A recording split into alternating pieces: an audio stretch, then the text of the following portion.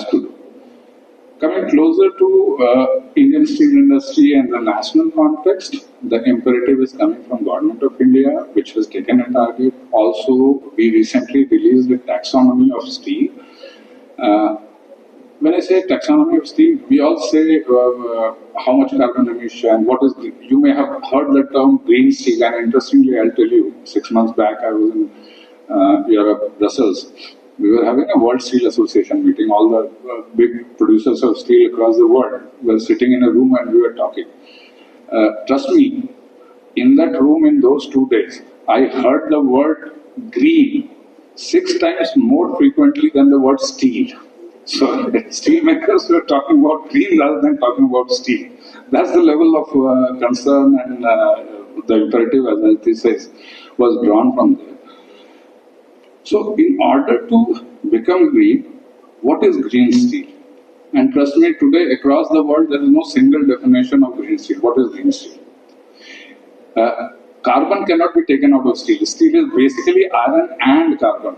Steel is an alloy of iron and carbon, so some carbon is bound to be there.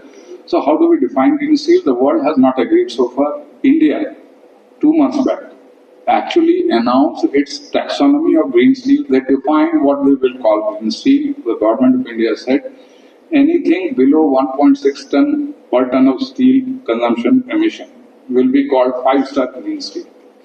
5-star green steel. 1.6 to 2 tons, it will be called 4-star green steel. 2 to 2.2 tons, it will be 3-star green steel. Anything above 2.2 is not green steel. So the first step which has been taken by the government is to actually define very clear targets on what exactly will be green steel. So one of the imperatives is the government regulations, and government is thinking very seriously, after defining it, is thinking very seriously about how do they incentivize and also how do they block people producing more than 2.2 tons on this. And the third ambition at company level, of course, is this is a survival question. We don't treat decarbonization as a business problem. We don't look at it as a business problem. We call it a survival problem. Either you are there or you are wiped out. So as a company, we need to follow this. As a company, there is an effort and ambition to be within those limits. Excellent.